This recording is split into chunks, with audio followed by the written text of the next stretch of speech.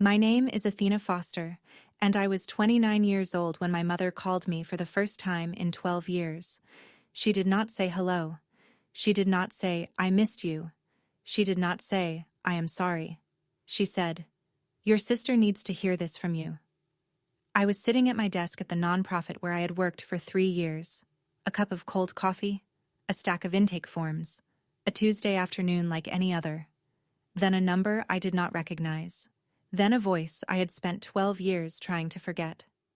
My mother wanted me to call my younger sister Lily and convince her to marry Gerald Harmon.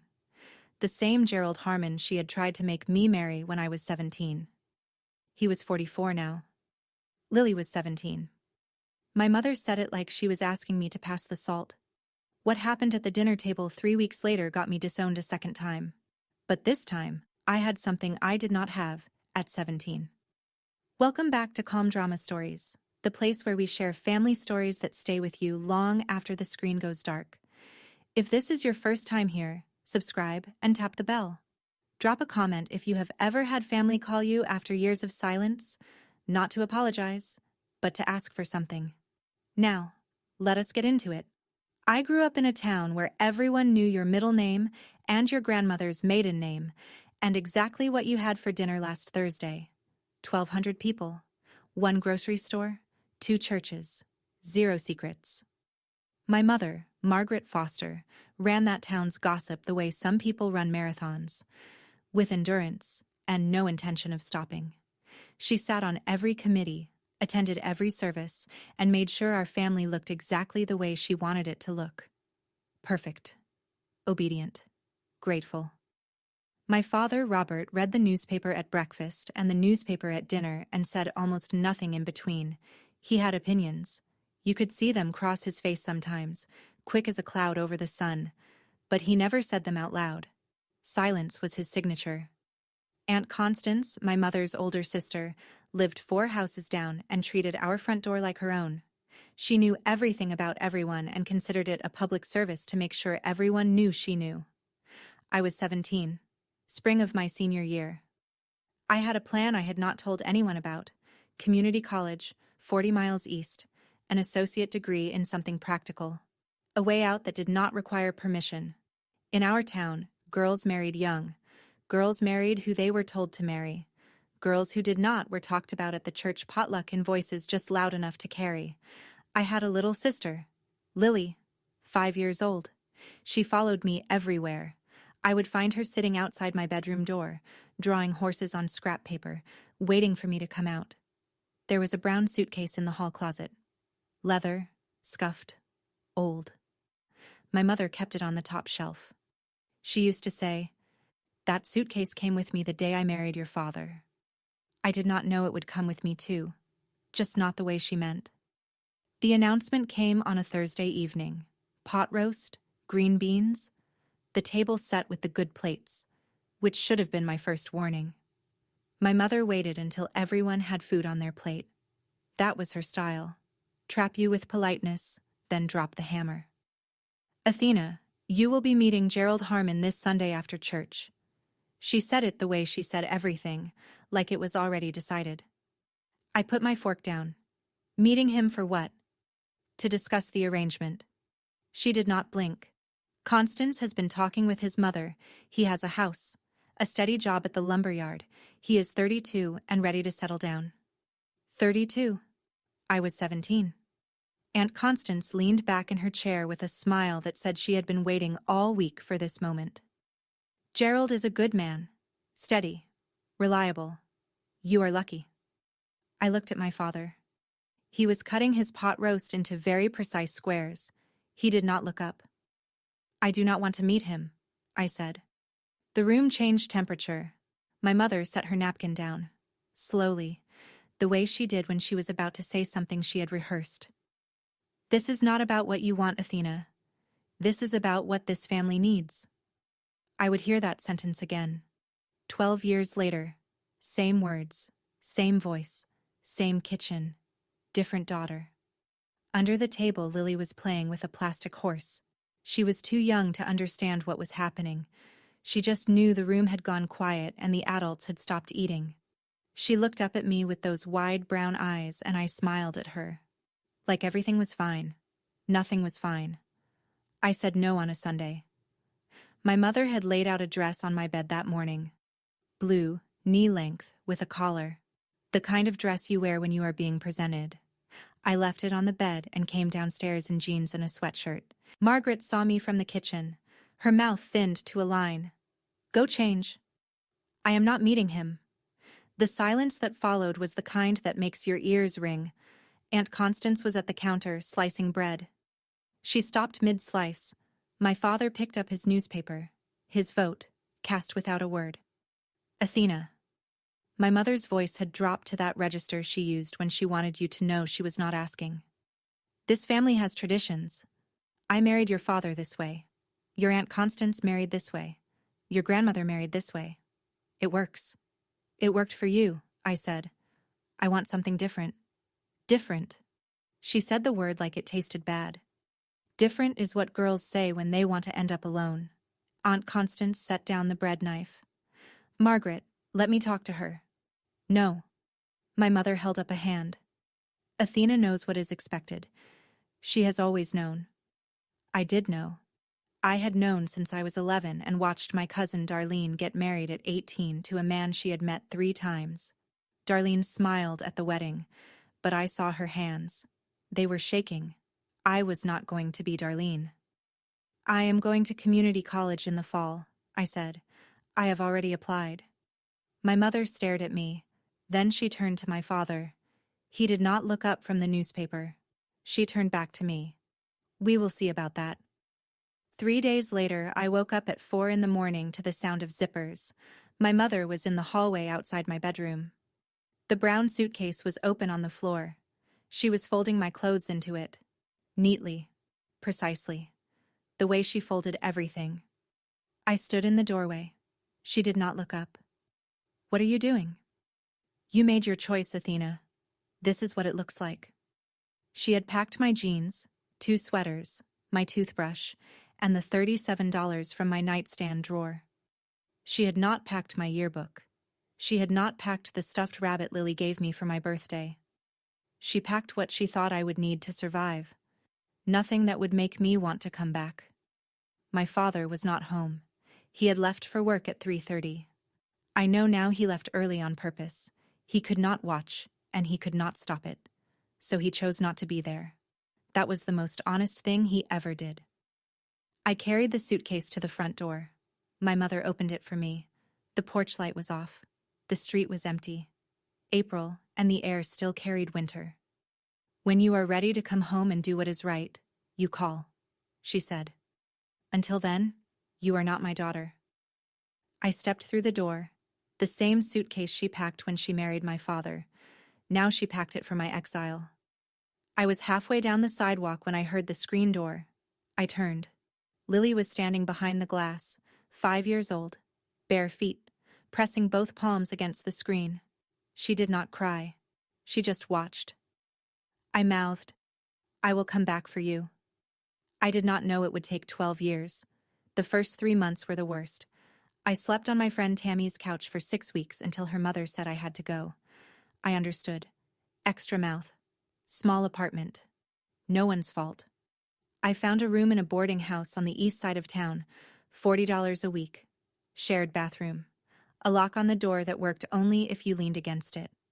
2 jobs. Cashier at a gas station from 6 to 2.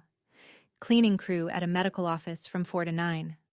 I ate peanut butter sandwiches for dinner and studied on the bus. I registered for community college in August. First day of classes, I showed up in the same jeans my mother had packed in that suitcase. I sent Lily a letter every month, a card for her 6th birthday, a drawing of a horse because she loved horses. Every single one came back, unopened. Same handwriting on the return label, my mother's. After the 7th returned letter, I stopped writing the word please on the envelope. I just wrote the address. I kept sending them anyway. 11 months. 11 letters. All returned. The town erased me. Aunt Constance made sure of it. I heard through Tammy that the story was simple. Athena left because she was ungrateful. Athena left because she thought she was too good for this family.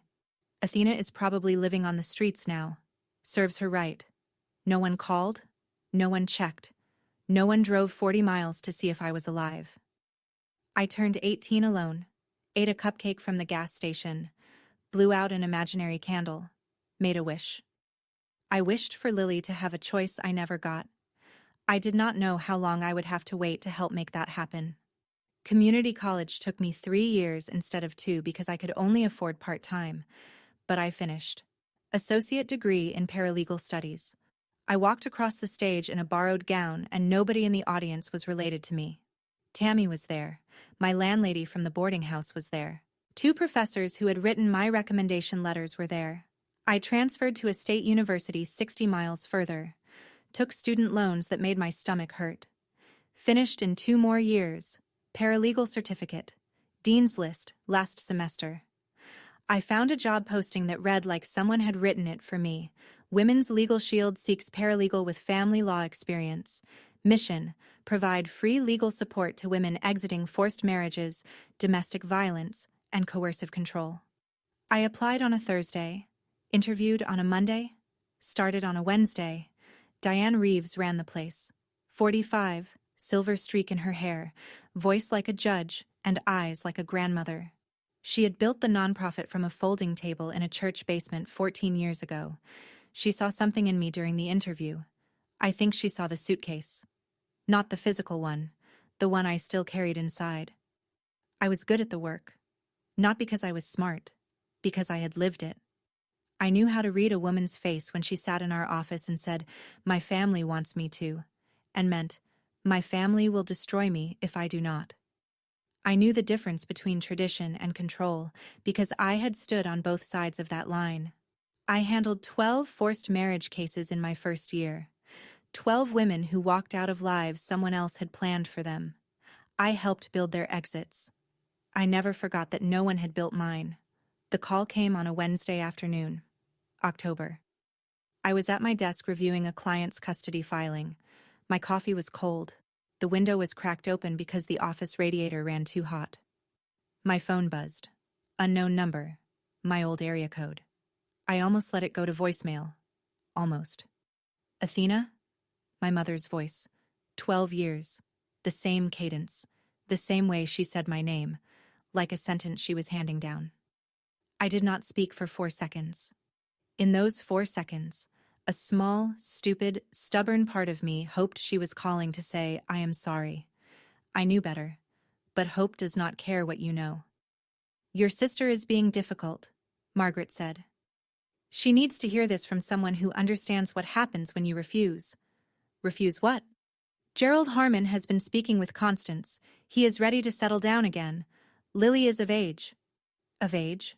17. The same age I had been. Gerald was 44 now, divorced once, back in the market for a bride from the community. "You want me to convince Lily to marry Gerald Harmon?" I said, flat, making her hear it out loud. "I want you to tell her the truth. That life alone is hard, that you wish you had listened. But that is not true." Silence. Then. "This is not about what you want, Athena. This is about what this family needs." Same sentence, 12 years later, word for word. Like she had kept it in a drawer next to the suitcase. In the background, I heard something. A small sound. A breath. Or a sob. Someone else was in the room. Someone was listening. My little sister was not 5 anymore. She was 17. And she was scared. I sat in my car in the parking lot for 40 minutes after that call. The engine was off. The windows were up.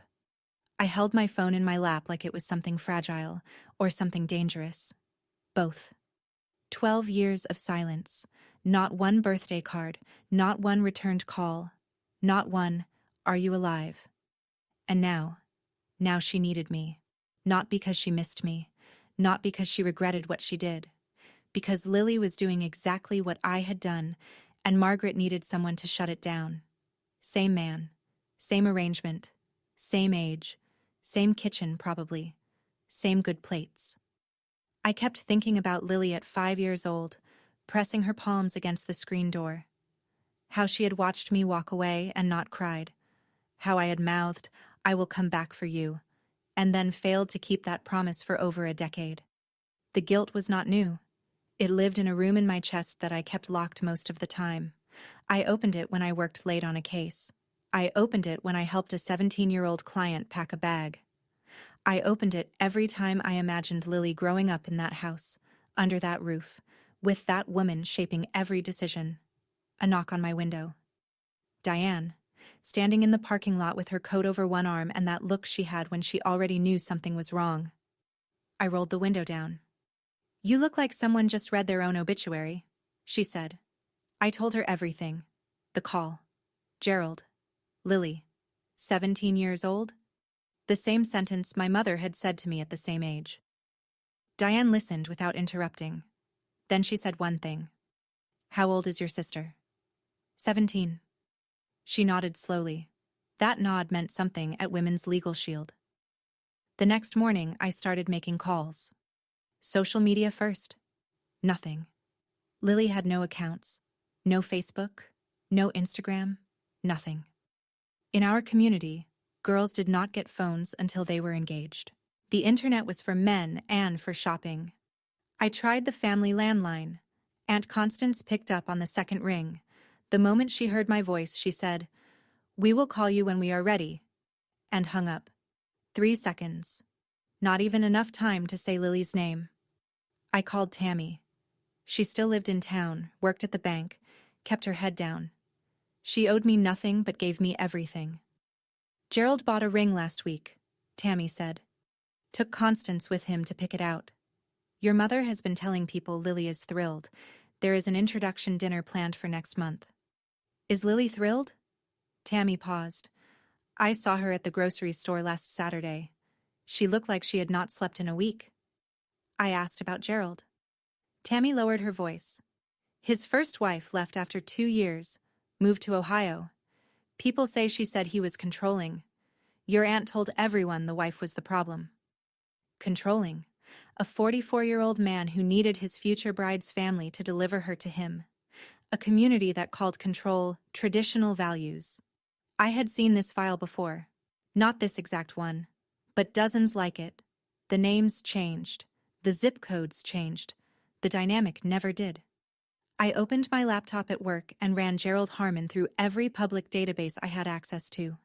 Marriage record, divorce filing, property records. Nothing criminal, nothing on paper. The dangerous ones rarely left a paper trail. They left women who moved to Ohio and never came back. I needed to hear from Lily directly. The text came at 11:14 on a Tuesday night. Unknown number. "Is this Athena?" "It is Lily. I borrowed my friend Becca's phone. Please do not tell anyone." I stared at the screen for 10 seconds. Then I typed back, "It is me. I am here. Take your time." 3 dots. Then nothing. Then 3 dots again. Then, "Mom says I have to meet Gerald on Sunday. She says he has a house and a good job and I should be grateful. Aunt Constance says you ruined your life by saying no, and that I should learn from your mistake. Dad does not say anything." I closed my eyes. 12 years and nothing had changed. Not the script. Not the players. Not the silence from my father that said everything by saying nothing. "Did you really just leave?" Lily wrote. "How did you do it?" I wanted to tell her it was brave. That I walked out with my head high and never looked back. But that would have been a lie. "I was terrified," I wrote. "I was 17 and I had $37 and a suitcase I did not pack myself. I slept on a couch for 6 weeks. I ate peanut butter for dinner for a year. It was the hardest thing I have ever done. But was it worth it? Yes. Every day." Silence for 2 minutes. Then, "Mom told me you call her crying every night begging to come home. She said you live in a terrible apartment and you regret everything." My jaw tightened. Not from anger. From 12 years of letters returned unopened. 12 years of a story built about me that I never got to correct. "Lily, none of that is true. None of it." I sent her a photo of my apartment, my desk, my co-workers at the holiday party, my life. Oh, she wrote. Just that. Oh. Over the next week, Lily texted me every night between 11 and midnight, always from Becca's phone. She told me everything. How my mother had rewritten my story completely. In the version Margaret told, I was homeless, addicted, desperate, calling every week to beg for forgiveness.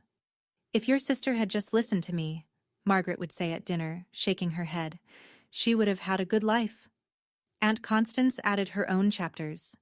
In her version, I had shown up at the church one Christmas, skinny and crying, and Margaret had to turn me away, for the family's sake. That never happened. I had not been within 50 miles of that church in 12 years.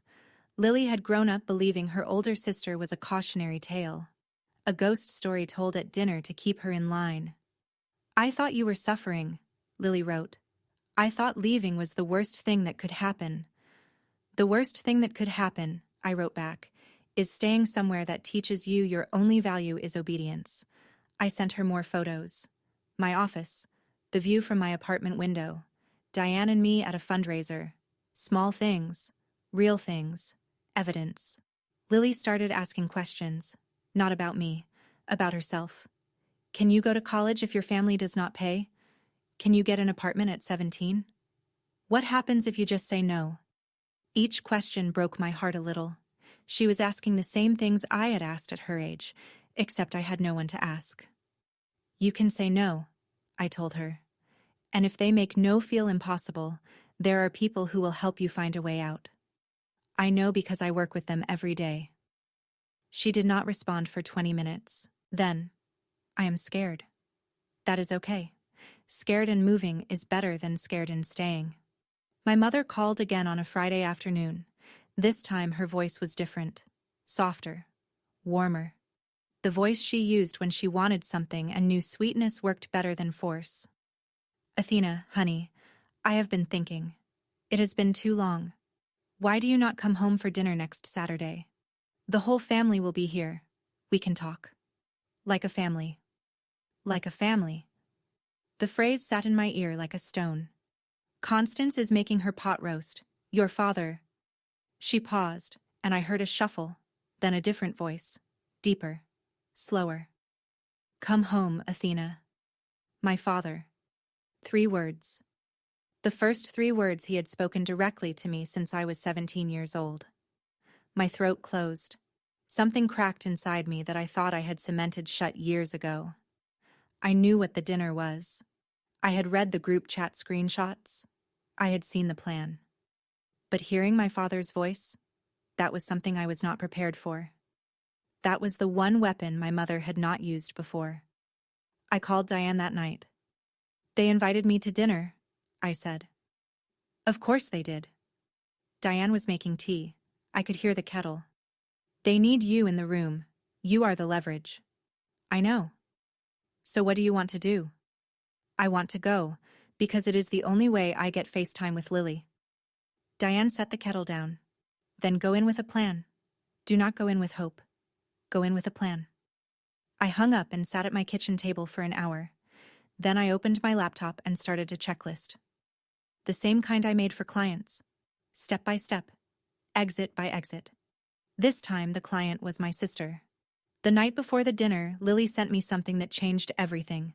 4 screenshots. A family group chat. Participants. Mom, Dad, Aunt Constance, Uncle Dean, Uncle Paul. I read them in order. Margaret. Athena is coming Saturday. She will talk to Lily. This will be settled. Aunt Constance. And if Athena does not cooperate? Margaret. Then we go to Plan B. Gerald comes to the dinner himself. He meets Lily in person. Face to face is harder to refuse. Uncle Dean. Good. The sooner this is done, the better.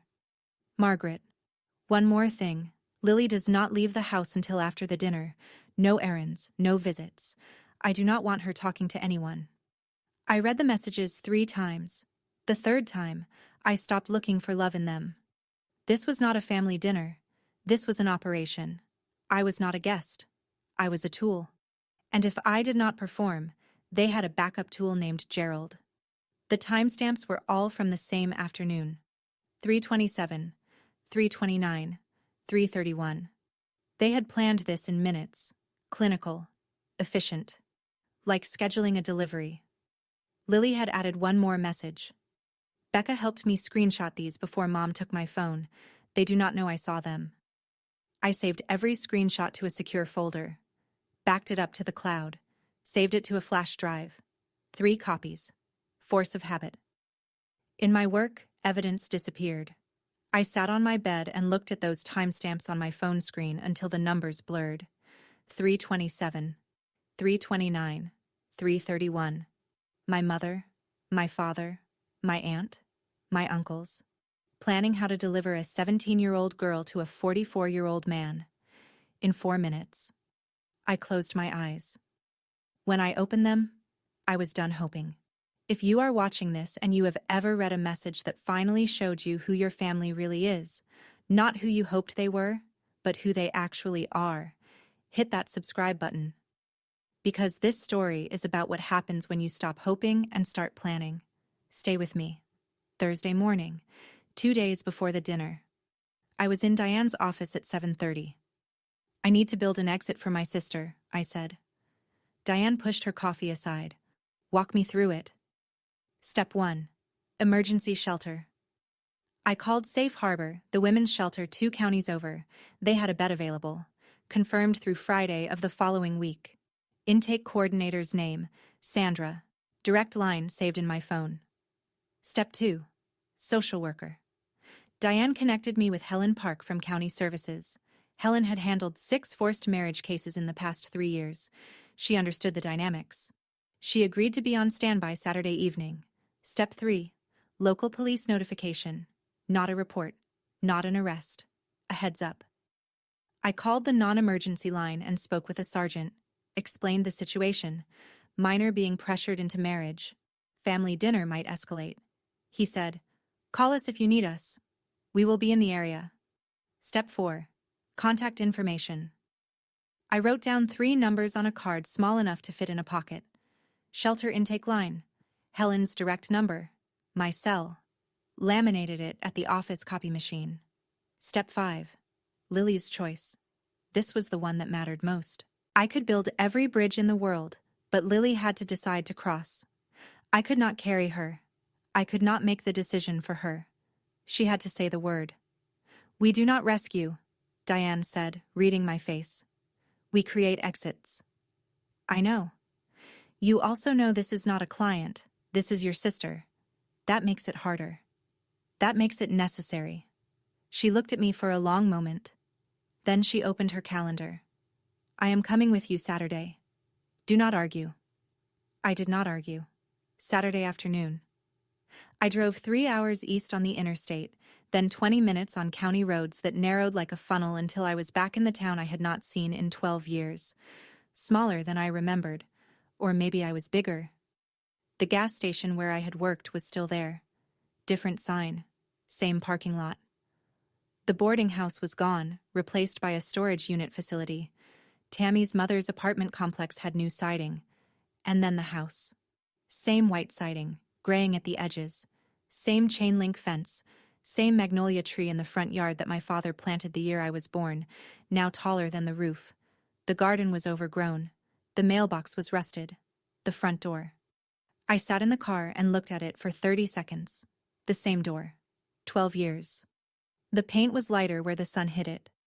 Everything else was darker. Diane sat in the passenger seat. She did not rush me. She just waited. I got out. Walked up the path. Rang the bell. My mother opened the door and pulled me into a hug before I could brace myself. Her arms, her perfume, her chin on my shoulder.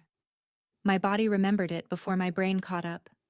For 3 seconds I was 5 years old and everything was warm and safe and simple.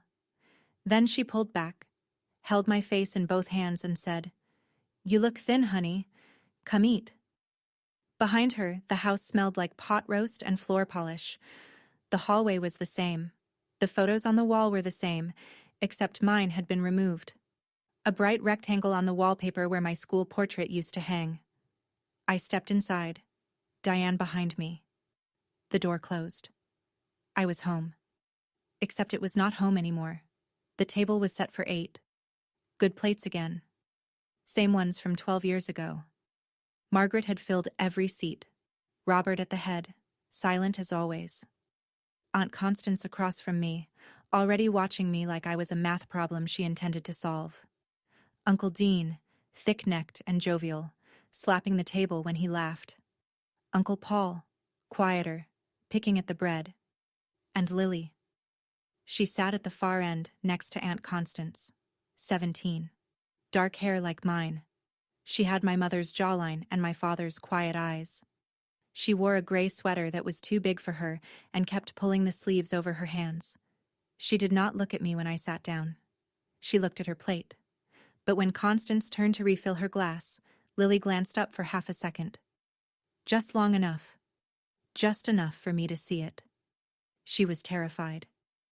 "Look at this," Margaret said, gesturing at the table with both hands. "The whole family together. It has been too long." She said it like I had been on vacation, like I had chosen to be away, like the suitcase on the porch at 4 a.m. was a misunderstanding. Aunt Constance smiled at me. "You look thin, Athena. Living alone is not good for a woman." "I do not live alone," I said. "I have a roommate." I did not. But Constance did not need to know that. Margaret steered the conversation. Weather. The new pharmacy in town. Uncle Dean's truck. Safe topics, gentle currents, carrying us all toward the real conversation she had planned for after dinner. Lily ate nothing. She moved food around her plate with a fork, building small walls out of green beans. I watched her hands. They were steady. That was something.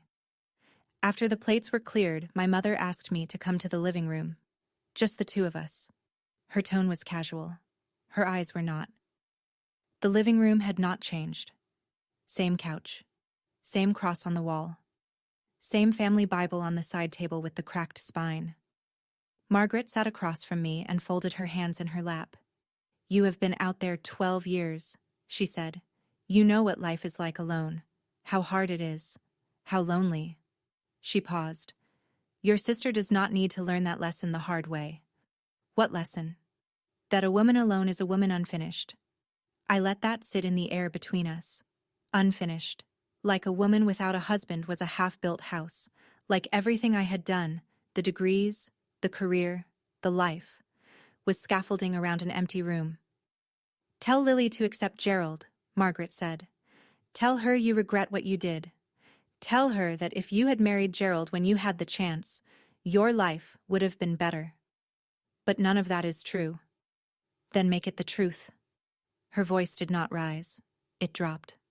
That was worse. "This is not about what you want, Athena. This is about what this family needs." Third time, same words, engraved in her. I heard the front doorbell ring. Uncle Dean answered it. A voice in the hallway, deep, practiced, confident. Gerald Harmon had arrived. My mother watched my face. She had known he was coming. This was Plan B, executed on schedule. Gerald in the house, Lily in the next room, me in the middle. "Go say hello," Margaret said, "and then go talk to your sister." I stood up, but not to obey. Gerald Harmon stood in the hallway like he owned it. Gray suit, gold watch, polished shoes. The kind of man who spent money on looking dependable because the reality was something else. He was 44 but carried himself like he was doing everyone a favor by showing up. Smile wide, handshake firm. The kind of confidence that comes from never being told no by anyone who mattered. "Athena." He said my name the way you'd greet an old acquaintance at a reunion. "The one who got away." He laughed. Nobody else did. Uncle Dean clapped Gerald on the shoulder. "Good to see you, son. Glad this is finally happening." Aunt Constance took his coat. "Gerald, Lily is in the kitchen. She is a little shy. You know how girls are." Gerald looked past everyone and found Lily in the doorway. She was standing with her arms crossed, sleeves pulled down, shoulders up near her ears. He smiled at her the way you smile at something you have already decided to buy. "There she is," he said. "Prettier than the pictures." Lily did not smile back. I watched from across the room. The same room where my mother had announced my arrangement 12 years ago. Same table, same plates, different daughter being offered to the same man. Gerald was 15 years older than he had been when my mother tried to hand me to him. Gray at the temples, lines around his mouth. But the entitlement was the same. The assumption that he deserved a young woman from this community because he had money and a house, and the right last name. I looked at Lily. She looked at me. And in that look, I saw everything I needed to see. She was not going to survive this on her own. I touched Lily's elbow. Can we talk outside? Just us? My mother's eyes lit up. She thought this was it. The moment I would deliver her script. Go ahead, girls. Take your time. The backyard was small and dark. A floodlight over the garage. The magnolia tree blocked most of the glow from the kitchen windows. We stood by the fence. Lily's breath was visible in the cold air. Lily. She started crying before I could say anything else. Not loud, just steady, silent tears tracking down her face. I do not want to marry him, she whispered. I do not want to marry anyone. I want to go to school. I want to leave. But Mom says if I leave, I will end up like you. And I used to think that meant I would end up miserable. But then you sent me those photos and I realized. She stopped, wiped her face. She lied about everything. Yes, she did. So what do? I reached into my coat pocket and pulled out the laminated card. 3 numbers. Shelter. Social worker. Me. You do not have to decide tonight, I said. But I need you to know there is a door, a real one, with people on the other side who will help you walk through it. Lily took the card, turned it over, read each number. 12 years ago, Mom packed a suitcase for me, I said. She decided what I took. She decided when I left. She decided it meant shame. I put my hand over hers. If you go, you pack your own bag. You leave on your own terms. And it does not mean shame. It means you chose yourself. Lily put the card in her back pocket. I am scared. That is okay. Scared and walking beats scared and standing still. She nodded, wiped her face again, straightened her shoulders. We went back inside. My mother met us in the hallway. Well? Margaret's voice was bright, expectant, like she was waiting for good news. We talked, I said. And? I told her what I know. Margaret searched my face. She wanted specifics. She wanted me to say she will do it. I gave her nothing. She decided to hear what she wanted. Good. Good. She squeezed my arm. Come sit down. Gerald brought wine. In the dining room, Gerald had pulled his chair closer to Lily's empty seat. He was telling Uncle Dean about a hunting property he was looking at. Aunt Constance was arranging dessert plates. Robert was in his chair, staring at the wall above the television like it contained something only he could see. Lily came in behind me. She sat down. Gerald turned to her with that practiced smile. So, Lily, your mother tells me you like to draw. Yes. What do you draw? Horses. I have a barn, plenty of room for horses. He said it like he was closing a real estate deal. Square footage, amenities, terms. Under the table, my phone vibrated. I glanced down. Diane. Shelter confirmed. Room available tonight. Sandra is on call until midnight. Say the word. I typed back. Stand by. Aunt Constance poured Gerald more wine. Uncle Dean raised a toast. To family. Everyone lifted their glasses. Lily held hers but did not drink. I watched the room. 6 adults arranging a teenager's future over pot roast and wine. Smiling. Toasting. Acting like this was normal because they had convinced themselves it was. I thought about the group chat. 327, 329, 331. Plan B. Executed to schedule. My phone was in my lap. The shelter was 1 call away. Lily excused herself to use the bathroom. Nobody thought anything of it. 5 minutes passed, then 8, then 12. Aunt Constance looked at the hallway. She has been gone a while. Margaret turned to me. Go check on her. I did not move. I knew what Lily was doing. She had the card. She had the numbers. I had told her the shelter had a room tonight. If she was in that bathroom with Becca's phone, she was calling Sandra right now. Give her a minute, I said. She was emotional earlier. Let her breathe. Margaret's eyes narrowed. The warmth she had been performing all evening thinned to a wire. She knew me well enough to recognize stalling when she saw it. She stood up and walked down the hallway. I heard her knock, then knock harder, then try the handle. Lily? Open this door. Silence. Margaret came back to the dining room. Her face was white. She is not in the bathroom. Everyone stood at once. Robert, Uncle Dean, Uncle Paul. Gerald set his wine down. Aunt Constance grabbed the edge of the table. The front door is open, Uncle Paul said from the hallway. They found Lily on the front porch. Phone pressed to her ear. She was talking to someone and her voice was quiet but clear.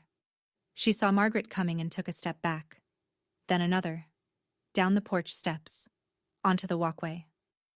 Who are you calling? Margaret's voice cracked. Who told you to call someone? Lily looked past her mother.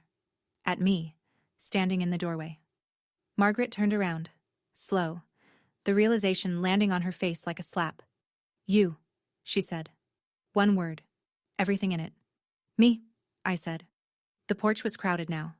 Margaret, Robert, Constance, Dean, Paul, Gerald.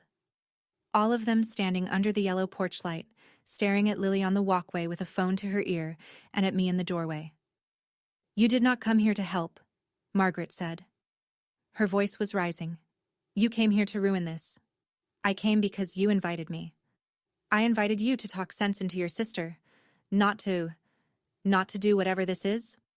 Aunt Constance stepped forward, pointing a finger at me. I told you, Margaret.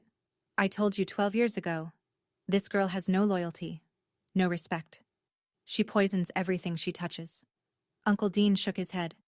This is a family matter. Athena, you need to let your mother handle this. Gerald remained on the porch, arms crossed. His jaw was tight. Do you have any idea what I have invested in this arrangement? I looked at him. Invested. Interesting word for a marriage. I have been patient. I have been generous. I have been talking to your family for months. You have been talking to her family, I said. You have not been talking to her. Margaret cut in. Enough. Lily, hang up that phone and come inside right now. Lily shook her head. She was still on the phone, tears on her face, but she did not move toward the house. I stepped off the porch and stood between Lily and the rest of them. Not aggressively. Just there, a line drawn with my body. Athena, you do not know what you are doing, my mother said. You are going to destroy this family. This family was destroyed 12 years ago, Mom. You just were not paying attention. The silence after that lasted 4 seconds. It felt like a year. Lily hung up the phone. She slid it into her pocket, wiped her face with the back of her hand. Then she walked back toward the porch. Not toward the door. Toward my mother.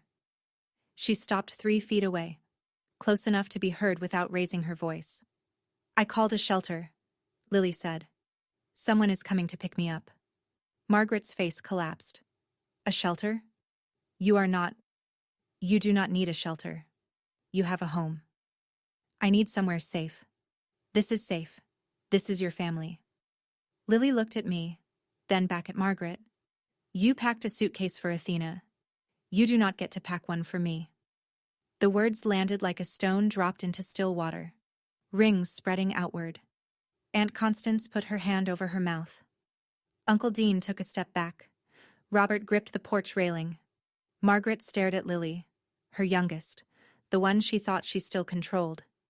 The one who was supposed to be the obedient version of the daughter she threw away. You ungrateful, Constance started. Constance. I said her name once. Firm. She stopped. Gerald uncrossed his arms. This is absurd. I am not going to stand here and be embarrassed by a child. Then leave, I said. The door is right there. He looked at Margaret. Margaret looked at him, then at Lily, then at me. She was calculating. I could see it happening behind her eyes, the stories she would tell the community. the narrative she would need to construct. But for the first time, the narrative was not cooperating. Both daughters, standing in the yard, refusing. Gerald pulled his keys from his pocket. I did not come here for this. No, I said. You came here for a 17-year-old girl. And she said no. He left without saying goodbye. Gerald's car pulled out of the driveway. His taillights disappeared down the street. One problem gone, the rest still standing on the porch. Margaret changed tactics. The anger dissolved into tears. Fast. Practiced. She covered her face with both hands and her shoulders began to shake. You are killing me, she said. Both of you. You are killing your mother. Uncle Dean put an arm around her. This is not right. These girls need to show some respect. Uncle Paul, quieter. Maybe we should all calm down. Calm down? Margaret dropped her hands. Her face was red and wet. My daughters are standing in my yard calling a shelter like I am some kind of monster. Robert spoke. For the second time in 12 years he spoke. Athena. His voice was low, hard. You already broke this family once. Do not do it again. That one hurt. Not because it was true, because it was the most he had ever said to me, and he used it to blame me. I looked at my father. I did not break this family, Dad. I survived it. He looked away. Back to the wall. Back to the nothing he always stared at. Headlights turned into the driveway. Diane's car. She got out first, coat on, folder under her arm. Behind her, a woman in her 30s with a county lanyard. Helen Park. Social worker. Margaret's tears stopped. Instantly, like a faucet. Who are these people? She said. You brought strangers to my house? Diane walked up the path. Professional. Steady. She had done this 100 times. Good evening. My name is Diane Reeves. I am the director of Women's Legal Shield. This is Helen Park from County Social Services. She said it loud enough for every neighbor to hear. And in this town, neighbors heard everything. Nobody moved for 3 seconds. Margaret stood on the porch with mascara tracking down both cheeks, staring at 2 women she did not know standing on her walkway. You brought outsiders into a family matter, she said. Her voice was quiet, dangerous. I stepped forward. This stopped being a family matter when you started planning to hand a 17-year-old to a man twice her age. That is not what this is. Then let me read you what it is. I pulled out my phone, opened the screenshots, held the screen where the porch light caught it. Margaret Foster, 3/27 Saturday. Quote, Athena is coming Saturday. She will talk to Lily. This will be settled. I swiped. Constance, 3/28. And if Athena does not cooperate? Margaret, 3/29. Then we go to Plan B. Gerald comes to the dinner himself. He meets Lily in person. Face to face is harder to refuse. I swiped again. My voice did not rise. Each sentence was flat, measured, the way I read case files. Margaret, 3/31. One more thing. Lily does not leave the house until after the dinner. No errands, no visits. I do not want her talking to anyone. I lowered the phone, looked at my mother. You confined a minor to the house so she could not seek help.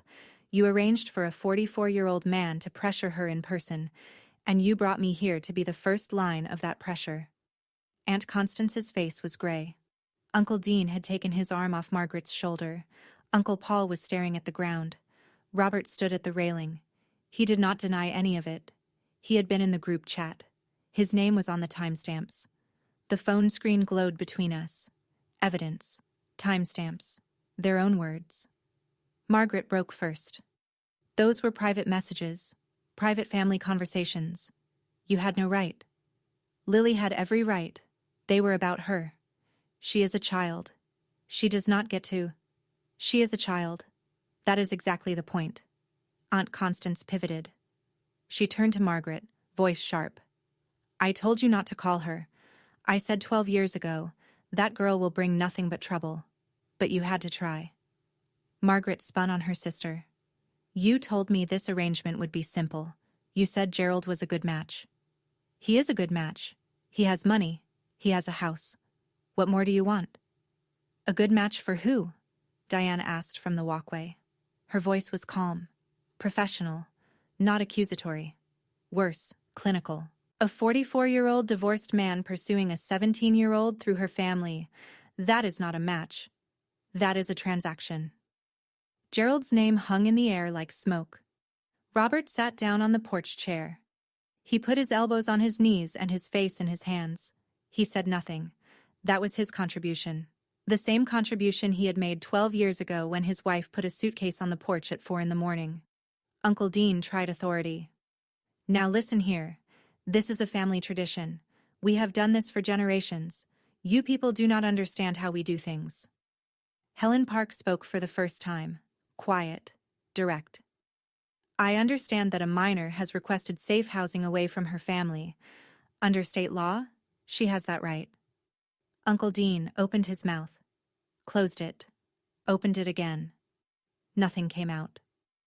The porch was silent except for the crickets and the distant hum of a neighbor's television. Margaret looked at me like I was a stranger. Maybe I was. The stranger her daughter had to become to survive. Something shifted in my mother's face. The anger drained. The performance drained. What was left was something I had never seen before. She looked tired. Not the tired of a long day. The tired of a long life spent holding a shape that was never hers to begin with. She sat down on the porch step. Right there, in front of everyone. Her hands in her lap. Fingers laced. I was 17, she said. Quiet. Almost to herself. When your grandmother arranged my marriage to your father, I did not want to go. I cried for 3 days. She told me crying was selfish. She looked up at me. Her eyes were wet but not performing. I went anyway. I married your father. I had you. I had Lily. I built a life from what I was given. And I survived. For 1 second, 1 single second, I saw her. Not Margaret the villain. Not Margaret the controller. Margaret the girl who was also 17 once. Who also had a suitcase packed for her. Who also stood at a door she did not choose. Mom, I said. Then her eyes hardened. The softness closed like a window slamming shut. And you will thank me, she said. Her voice was steel again. Both of you. Lily will thank me. The way I thanked my mother. Because this is how it works. This is how it has always worked. She chose it. Right there, in front of everyone, she had a moment where she could have broken the cycle. She could have said, I understand. She could have said, I was wrong. She reached the fork in the road and she turned back. She chose tradition over her daughters. Not because she was evil, because admitting she was wrong meant admitting her entire life had been built on something she never consented to. That was a truth too heavy for her to carry. Margaret stood up, wiped her face, straightened her blouse. When she spoke, her voice was the one I remembered from 12 years ago. Cold. Final. Get out of my house. Both of you. And do not come back. Aunt Constance nodded. Good riddance. Uncle Dean shook his head. Uncle Paul stared at his shoes. I looked at my mother. The last time you said that to me, I was 17. I had nothing. No money. No car. No job. No one. I paused. Looked at Diane, standing steady on the walkway. At Helen, with her county lanyard and her legal authority. At Lily, standing beside me with her chin up and her eyes clear. This time, I said, I am not leaving alone. Margaret's jaw tightened. This is not about what you want, Athena. Last time. Those words. One final rotation of the phrase she had built her whole life around. You are right, I said. It never was about what I wanted. And that is exactly the problem. I turned to Lily. She had a small bag over her shoulder. Not a suitcase. A backpack. She had packed it herself. We walked down the porch steps together. Down the walkway. Past the magnolia tree. Past the rusted mailbox. Through the gate. The front door. The same door I had walked through at 17 with a suitcase someone else packed. Now I walked through it at 29 with my sister beside me and 2 women behind us who did this work because it mattered. Behind us, Margaret said something. I did not hear it. I did not need to. Lily looked back once. Then she turned forward. The door was behind us. Everything else was ahead. She packed a suitcase for me when I was 17. 12 years later, she tried to do the same to my sister. If you are still watching, it means something in this story hit close. Hit subscribe, drop a comment and tell me, have you ever walked through the same door twice, but the second time, you were not afraid? Diane drove. Lily sat in the back seat with her backpack on her lap. I sat next to her. The town shrank in the rearview mirror. The church steeple, then the water tower, then nothing but dark road and pine trees. Helen explained the next steps from the front seat. Temporary housing at Safe Harbor. Intake tonight. Enrollment in a GED program starting next week. Legal consultation on Monday to establish Lily as an independent minor. You will have